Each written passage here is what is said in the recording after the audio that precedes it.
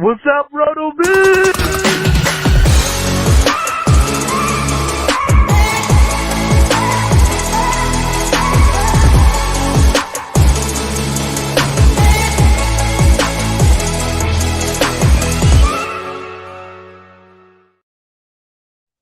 Welcome into the RotoViz Fantasy Football Podcast. It is our Thursday night start sit show, Dave. And I think we got some audio stuff figured out this week. Can you hear me okay, bud?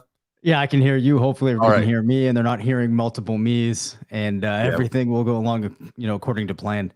Yeah, we've got it. We got it figured out tonight. So this will be great. We're going to go through some of the RotoViz game level similarity projections for week 3. And after, we've rounded up a couple of the standouts and a couple of the sleepers, we're going to get to some start sit questions in the chat. So start dumping those in there. Give Dave and I about 5 minutes to go over some high-end projections here, and then we're going to start answering the start sit questions. So thanks for tuning in. Dave, I'm going to go ahead and get our tool loaded here. Why don't you run us through some of the high-end quarterbacks and then highlight a couple streamers for week 3, if you will. We already know, Bryce Young's going to be out. We've got a couple guys, Joe Burrow's going to be out. We might need to find a couple sneaky plays for the listeners. Sure. So unsurprisingly, your top 5, it's Josh Allen, Patrick Mahomes, Jalen Hurts, Justin Fields, Joe Burrow. A couple of players sneaking in here into the top 12 that listeners might not be expecting. You do have Russell Wilson, Jordan Love, and Brock Purdy, followed by Dak Prescott, Jared Goff, and Kirk Cousins. Now, if I look at high-end projections here, if you will, of players with high percentage of their matches going over 25 points, you do have Brock Purdy getting to 17%, Jordan Love at 15%, Russell Wilson at 14%, followed by Sam Howell and Gardner Minshew. So if you're really shooting for some ceiling there, that might be one way to do it. Also, if we look at 75th percentile projections here, so some high-end outcomes, you see that same cast of characters that I mentioned sneaking their way in with some of these guys we generally see more towards the top. Derek Carr, who I did not mention, does come in at 14 in terms of the ceiling or 75th percentile projection. All right, so Dave, while you're on the quarterback tab there, we actually do have one quarterback question that's come in already. Francis wants to know, should he start Daniel Jones tonight? I mean, so we got Thursday night against San Francisco or Sam Howell. Now, Sam Howell's going to be playing, Buffalo. I'd like to look at the game level similarity projections first. Let's go head to head. It looks like you're dialing that up. And then we can also get into the Stat Explorer matchup analysis a little bit, but this is a pair of kind of difficult matchups. So I'm curious to see what the tool you've got pulled up there is going to show us. So you've got a slight favor here to Howell. Again, what you want to see is as you make your way to the right on this graphic, the bars for the particular player be higher. So we can see between 15 and 20, there's an advantage to Howell. Jones does have in between 20 and 25, but in that real high end upside greater than 25, Howell takes the advantage. Obviously, Curtis, we saw Daniel Jones and the Giants offense recover last week, failed to score through 6 quarters. Jones ends up going for 321 yards. However, though, Sam Howell has been exciting. We do like that offense there in Washington. Why don't you, though, take us over now to what you're looking at as far as the matchups go in the Stat Explorer? Yeah, and the Stat Explorer takes the past 5 matchups, so it's actually bridging to last season. So we do need to keep, that in mind. But let's take a look here at what we've got. First is Daniel Jones pulled up. And when you go to this tool, you can actually see quarterbacks against San Francisco last 5 regular season games. We're going to really key in on weeks 1 and 2 because that's what's relevant here. Now, you got to take this with a grain of salt because they played Kenny Pickett and Matthew Stafford. Now, Kenny Pickett has been, very underwhelming this season so far. Stafford, less so. He's getting it done a little bit. What you'll notice here is that if San Francisco allowed the 3rd most expected points of the week to Kenny Pickett in week 1 and the 11th most to Stafford in week 2. Now, neither one of those quarterbacks ended up converting.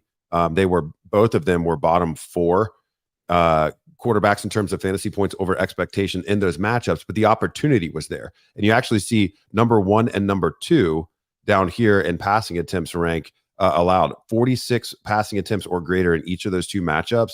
So what that tells me is, hey, we haven't seen the success from the opposing quarterbacks yet, but we know the opportunity is going to be there against the 49ers. So that's the first thing that we'll get to. Let's dial up Sam Howell and see how it looks against the Bills.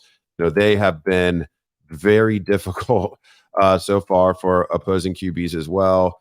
You can see, the stark difference here is that they've allowed kind of just median efficiency, but the expected points very low. The passing attempts very low. Now they played the Jets and they played the Raiders. So lower end quarterbacks, even than what the probably 49ers lower in pace too on those 2 teams in the lower in context pace, of those games. that's definitely the clear thing. So I mean, this is a really tough one because I like Sam Howell, but I think I'm going to go Daniel Jones in this very tough head-to-head. Dave, where would you go? And then we've got some more questions coming in. Sure. This one is a very tough one. The one thing that I would point out here is that Sam Howell, his matches in the GLSP scored 0.6 touchdowns more on average passing touchdowns than Jones.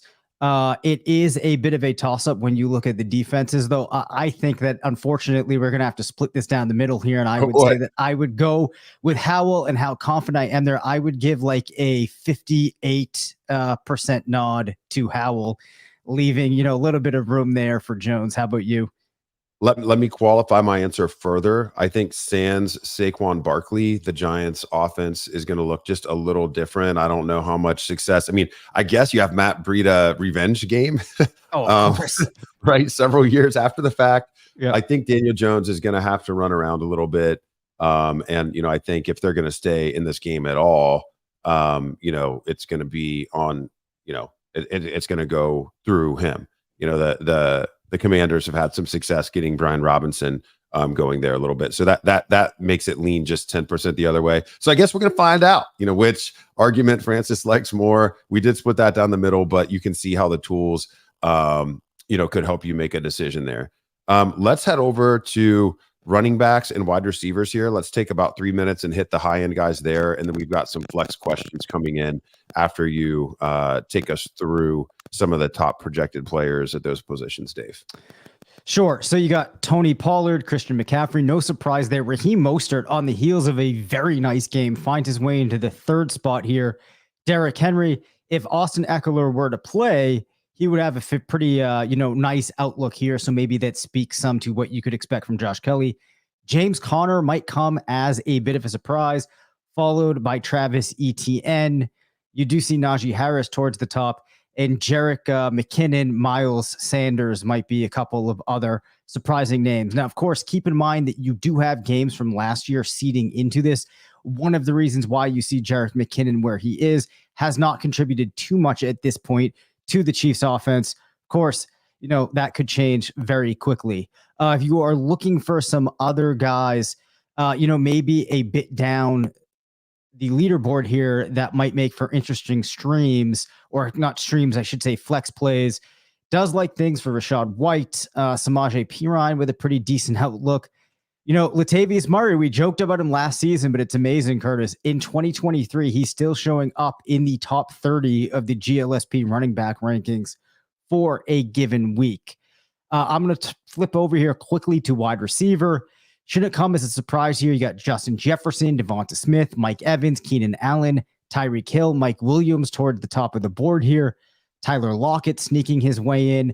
I want to call out here Jordan Addison finding his way into the top 12 here, looking like a wide receiver one. Love to see it. Yep. Also, it's an interesting matchup for Minnesota this week. I was working on that matchup last night for my passing game article. It noted that, it might look like a kind of difficult matchup, depending on some of the metrics you look at, but I like this spot for Addison. We do see Drake London and Michael Thomas making their way onto the first page. Some other guys that you might be interested in: Nico Collins coming in at 18 in average projections. You do get a pretty decent outlook for KJ Osborne, but from what I know from working on the matchup article, I wouldn't force him in unless absolutely needed. And if we get past 31, other guys, it does like Isaiah Hodgins. You have Tank Dell scoring nicely this week, Rashid Shaheed, and Nelson Aguilar actually sneaking in here at wide receiver 45. Oh, baby. Nelson Aguilar. Okay. Well, that's a good, there's some good names there. It's fun to see some of, kind of the lower end breakout players, getting Tank Dell in there, getting Shaheed in there, some of the other rookies. We love to see it. We do have a question that's going to pit a flex matchup. And it's full PPR, but with a 0.25 points per carry. So we'll have to do a little bit of napkin math here, Dave. If you want to flip over to the flex tab there, let's check out Rachaad White versus Michael Pittman. And this is coming from Mike Gonzalez here. Yep. And by the way, I love the, is that Al Bundy in the graphic there for him? Yeah, I think it is. So let's look at just PPR. Dude, and then super tight and half PPR, super tight. Look at that. 5.2 versus 6.1, 9.4 versus 9, then 12.4 versus 12.8. For those of you listening to this, those were the low, median, and high projections there. Okay, so what we need to do here, it looks like the median PPR, Rachaad White is trailing by 1.5. Let's focus in just on his projection and see how many carries he's got. Because if he's projected for more than 6 carries, it's gonna bump him up above Pittman here from a projection standpoint. You got 9 attempts there. Okay, so that's gonna put him above. That's gonna put him above Pittman. Let's check out the Stat Explorer matchup tool here as well and see what it's got to say. We'll start with Rachaad White. This is an interesting one too, especially because we don't fully know what's going to happen at the quarterback position here for Indy. Interestingly, though, both quarterbacks when they were in the offense, yep. Yeah, you're right. I think that does add a little bit, but I mean, Pittman's looked okay with each of them. All right, so now when we get into, when we're not looking at 50 samples like we are with the game level similarity, we just look at what's happened the last 2 weeks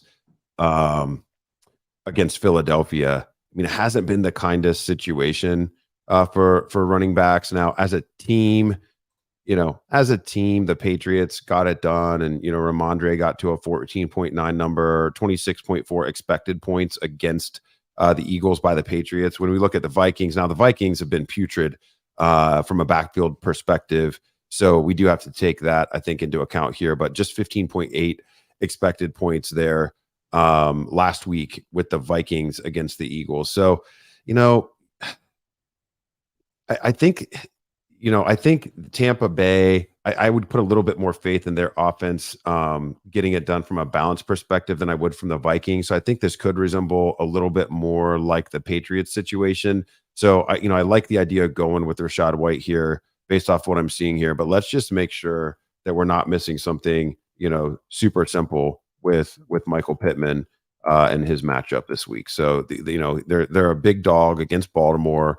Baltimore's been giving up some big games, and they haven't faced, week 1 they faced CJ Stroud, right? In his first matchup ever, they gave up 14 PPR to Nico Collins, and they gave up that huge game to T. Higgins in week 2 with the 2 touchdowns. So if I look at this, they've allowed the second most and 5th most targets to opposing wide receivers over the first 2 weeks.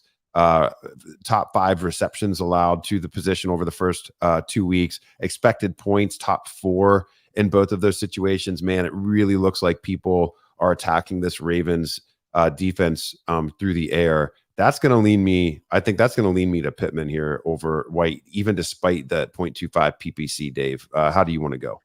Yeah, I'm actually kind of surprised to end up here, but I would agree. I would start Pittman over Rachaad White this week. All right, Mike, you got your answer, man. Thanks for the question. All right, Dave, now we're going back to the running back position. We've got Breece Hall or Kendre Miller. Who thought we would be here just 3 weeks into the season? That's nuts. But I actually can't even generate a GLSP for. Yeah, I can't even generate anything for Kendre Miller yet because we don't have. Well, let's just take a look at Breece. Any data. So let's take a look at Brees. And I'll pull up Kendre here on my Sure. end and look at matchup. Yeah. So Brees Hall, based upon his GLSP, you'd be looking at around 15 attempts, 72 yards. 70% of his matches did score a rushing touchdown. Not too much to speak of in terms of targets, just an average of 2 for 12 receiving yards. Fairly level distribution across all of the buckets that we look at. And in PPR, a median projection of 11.6, average of 13.7. Your 75th percentile would get you somewhere around 17.6. So Curtis, break down what Miller's up against this week. I just wish that we could tell the tool that we've got, that we've got Zach Wilson in there. I know, because that's, granted, some of those players had, bad quarterbacks. Well, I guess at this point though, right, the games factoring into that for Brees were ones played with Wilson. So in that regard, it does have some of that context. Yeah, I think that's fair. So the Saints are pulling the Packers, and the Packers have been, a nice situation for opposing running backs through the first 2 weeks. Against the Bears, they allowed the number one most expected points to the running back position, and Roschon Johnson put together a nice debut with 5 carries for 20 yards and a touchdown and 6 receptions, 35 yards on those receptions, had 17.5 PPR of the 33.3 that Chicago put up at that position. And then they played the Falcons last week. So I guess some of the context here is that they played 2 teams that really want to attack via the run. So, I think we have to keep that in mind. The Saints are, a much more neutral team than either the Falcons or the Bears, and they have had some success, utilizing Olave and Shaheed, and but at the same time, I think they would like to get that ground game going. They're going to have Alvin Kamara coming back in week 4. They may want to see what they have in Kendre Miller in week 3, so they kind of understand how they're going to divvy up those opportunities the following week. So that's what I'm seeing for Kendre here. It looks like a pretty attractive matchup. And then and specifically, and this will be interesting to see too. They have allowed quite a few receptions to the running back position. I think that's context that we should keep in mind here, Dave. Let me pull up Brees and his matchup for the Jets this week as well. New England, this is a low game total. It is a home game. The Jets are going to be dogs in this one. That not terrible. I would assume, Bill Belichick and that team are famous for trying to take away your number one option. I don't know. Would they consider Garrett Wilson the number one threat, or would they say there's no way in heck the Jets are running on us? We'll take our chances that Zach Wilson can't get Garrett Wilson the ball. I kind of tend to think it's the latter. Yeah.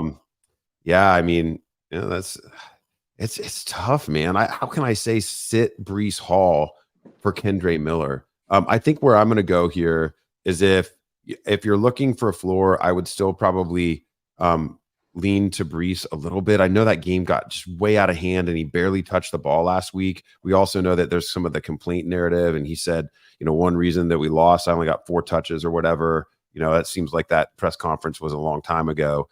But if you're a big dog, whatsoever, or your gut just doesn't feel good about Brees, we can go Kendre here. I don't really have a problem with it. Where are you, Dave? I think that I would go with Brees. I think that if you run this 100 times, you're going to get the better game from Brees a little bit higher of a rate than you are from Kendre. Yeah, it's the unknown factor. We've got another question here. This is wide receiver now, Dave. We've got Zay Flowers and Christian Kirk. Sure. So a couple of high-level notes here before we even start breaking down the GLSP. The passing game matchup rater really likes Flowers this week. Has one of the most favorable outlooks among wide receivers. We've seen high volume for him, 2 pretty solid games back-to-back. And then when you drill into the GLSP here, you're going to see that Flowers does have 5% of his matches going above 25 points. He has a fairly similar rate to Kirk in terms of players between 20 and 25. But where you see the big difference is 27% of Flowers matches going between 10 to 15 points and just 16% for Christian Kirk. and a lot more downside in Christian Kirk's GLSP this week when compared to Flowers.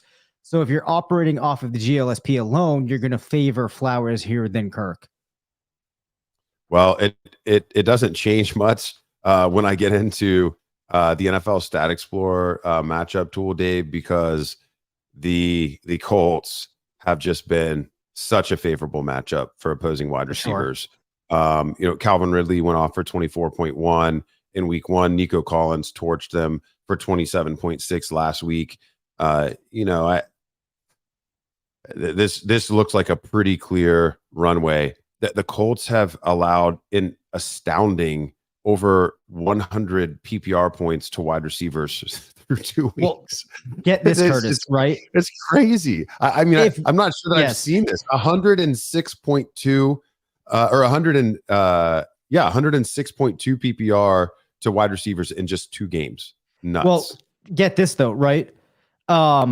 If we look back in the range of games that we have in the wide receiver cornerback matchup tool, fantasy relevant wide receivers based upon points per game would have been expected to score 184 points. They've actually allowed 225, meaning they've allowed opposing wide receivers to put up 122% of their points per game totals across recent games, which is pretty telling here. That you have pretty decent odds here of Flowers at least getting to his average, if not beating it. If we look at Christian Kirk's situation, the Jags are going to be heavy favorites here at home against Houston. Could be a game where maybe they have some success early and then need to ice it. I mean, literally, the Colts have allowed double the PPR points to opposing wide receivers through 2 weeks that Houston has. To me, this is I know Kirk he was way more involved in week 2, which is great. I think this week I go back to Zay Flowers. I'm with you. We're in total alignment there. Yep. Okay, let's go back to the quarterback position. We've got Daniel Jones, who we've already looked at. It's going to be a high volume situation, but questionable opponent tonight. But then Matthew Stafford, Dave, is the head-to-head matchup.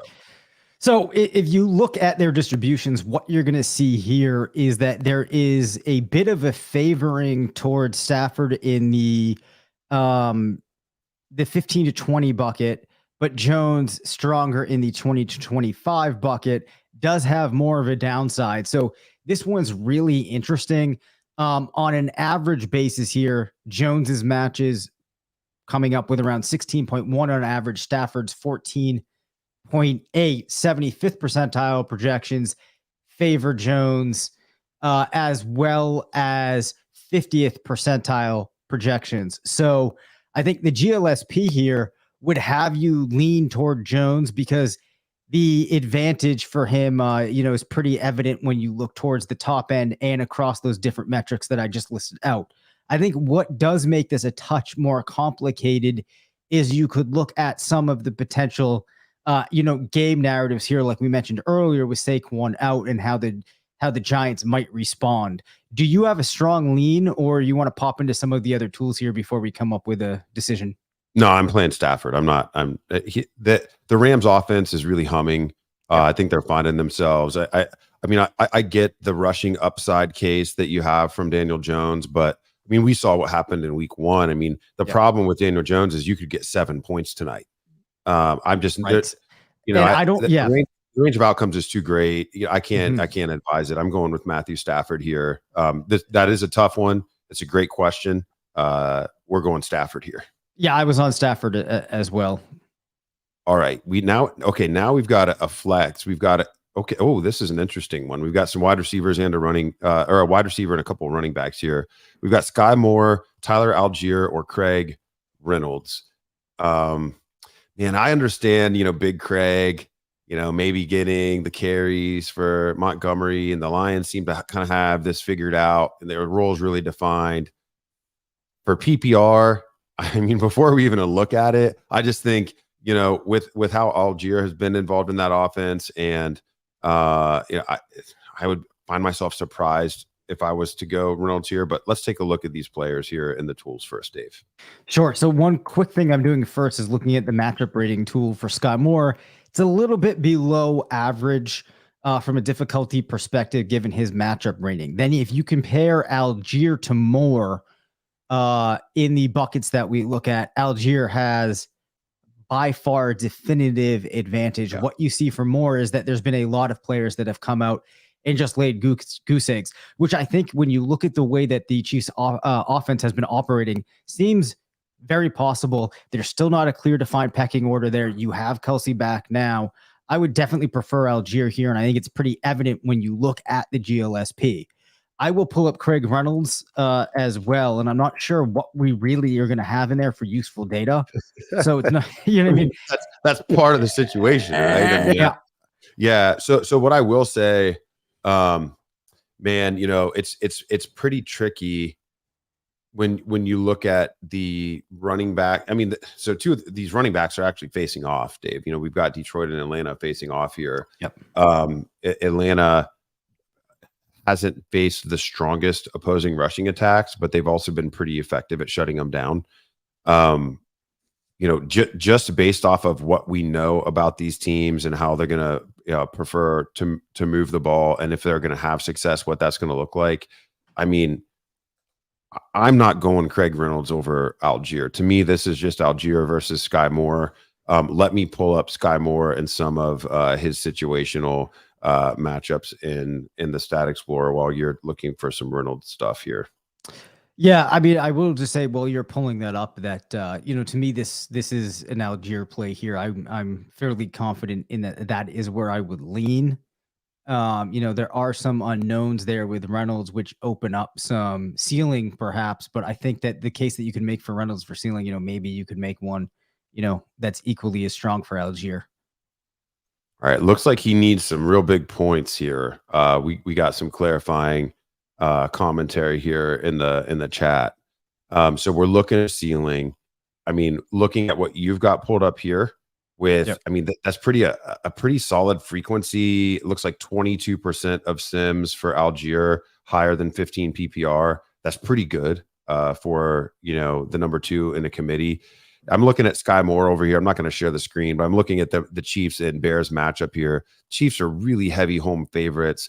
This doesn't feel like a game where Pat Mahomes is going to need to sling it 50 times and, you know, randomly dish out touchdowns to 4 different players. I would be kind of surprised if we get the breakout game from Sky. Let's go with Algier in a game that, you know, that the Falcons would like to win here. Yep. We like it. Let's, Dave, do you have any other players that you want to highlight? I'm not sure if we actually got into the tight end position. So why don't we do that? And then we're going to give a 5-minute warning here for the start sit in the chat. So if you're listening in, you're like, man, I don't know if I'm going to ask my question or not. Get it in there. We'll answer a couple more, but I do want to make sure we hit tight end here for anybody that's just more curious about the projections. Oh, sure. Yep. All right. And you caught me off guard there. I was making sure I had Brandon Ayuk out of my lineups. Quickly pulled that off. I know, I'm looking at mine too. I think I got him everywhere. All right. So you got at the top of the leaderboard for tight ends, you got Evan Ingram, George Kittle, TJ Hawkinson, Dalton Schultz. I would put the disclaimer here that you still have Cowboys games driving that. So I would be a little hesitant before I take that and run with it. Hunter Henry, followed by Travis Kelce, Dallas Goedert. As far as players that are surprises, I don't know if you have too many other than Curtis. Guess who we see landing in this week as a tight end 1? A name near and dear to my heart, that is Dawson Knox. Gosh dang it, Dave. Those are gonna be Kincaid's points. I don't want to. It's fine. It's fine. Like, yeah, Dawson Knox. The tools always love him, and hey, we don't have anything against Dawson Knox. Those are gonna be Kincaid's points, though. So Jawan Johnson does come in at tight end 15. Hayden Hurst getting in at 16. But you know, we normally say this when you look at the GLSP for tight ends. It's rare that you get significant surprises from players, because for tight ends, the opportunity is really important, and generally what's going to shift guys up in a given week are touchdowns, but it's hard for any tool to project a lot of touchdowns without there being enough opportunity. So that's kind of the rundown on tight ends this week. Yeah, one thing I would mention for tight ends, and you mentioned Hayden Hurst there, just to be aware of, we already know we're going to get Andy Dalton this weekend there. It's a road game against Seattle, tough environment. You know, I could see Dalton leaning heavily on Hurst and Thielen, you know, the veteran guys there. not having quite as many reps with the starters as Young throughout camp. So that'll be interesting. And the Seahawks have allowed top 6 fantasy points over expectation to tight ends over the first 2 weeks. So, you can take note of that as well. Okay, Mike and M. Oh, Mike had a lot of questions last week. He's back. We must have done well with the picks last week. Okay. Or he's trying to do the opposite. You never know. Yeah. Hey, I'm just going to go against what the guys say. Okay. 14 team, 2 running back, 2 wide receiver, 1 flex. Saquon's on IR. Who will have the better week to pick up now and trade next week? Oh, so he's looking to stash, find the breakout. Right. Yep. And then move. So the first thing that I think of when I'm thinking of stash, stash and move, especially in a 14-teamer, man, if you can find a running back that's going to score points, that's always going to be, that's just where people get desperate, especially with the need to only start 2 wide receivers here. Just looking at your list and not even thinking necessarily about the matchups for this week, I saw that Derrick Henry didn't practice today, Mike. And I see Tajay Spears on your list. That's kind of interesting that he's not already rostered, but he's looked pretty good, and he's had kind of a surprising role through the first 2 weeks. That's the name that really sticks out to me if you're specifically thinking of trading this player. But I also think he could be a player that, hey, I mean, if Henry ends up getting ruled out or something for this week, you may even want to slot him into your lineup. Yeah. So from my perspective, this is a pretty tough one here. And for most of these players, it's going to be hard to use the GLSP because they're all players that you'd be banking on them kind of outplaying what we've seen from them in the past. That said, as I pointed out earlier, it does like Tank Dell. So if you were looking for somebody that you could reasonably expect to have a game that's going to position them for another team as a player that could be usable moving forward, you probably would have the best bet with Tank Dell here. Maybe you could try to look at Zay Jones, but he's got Reed in there too. We did see Jaden Reed, kind of break out a little bit last week. That's so point, that's kind of interesting too. I'm gonna just check that Packers matchup in the NFL Stat Explorer. The matchup rater does not like their matchup this week. Neither does the strength of schedule app and the matchup tools in the NFL Stat Explorer. I mean, the Saints have been kind of brutal to opposing wide receivers here. So I think where I'm going to go here, I'm going to go Tajay Spears. You wrote Tajay, so I'm just reading what you wrote. I'm Ron Burgundy here, man. I'm just reading the teleprompter, Mike. Tajay Spears, and then Tank Dell. And I'm just giving the nod based off of the positional value, perceived positional value in a league like this with the starting lineup settings that you have. I'm going to go Spears, then Dell, and then I think Reed would be my number 3 option there. If you wanted to go with a running back in that next spot, it would be Justice Hill over Elijah Mitchell for me, only because, I mean, we've seen, the Niners have really basically only involved CMC. I expect on the short week for Mitchell to be a little bit more involved tonight than we've seen in the first 2 weeks, just to make sure that they don't overburden CMC. But I think, the Ravens' opportunity that Hill has there, clearly outshadows what Mitchell would have available to him. So I'm going to go for a breakout weeks. I'm going to go Spears, Dell, Hill would be my rankings. What would your top 3 here be, Dave? Yeah, I believe that I would have the same top 3 as you, and probably in that order as well, to be honest. Okay. All right. Well, we hit it, man. Thanks for hanging out. That's 34 minutes straight of projections and start sit questions. Best of luck to everyone who has tuned in. We got to turn this thing off because we got Thursday Night Football starting, man. So enjoy the games, everyone. And we'll be back next week with more Start Sit. What's up, RotoViz?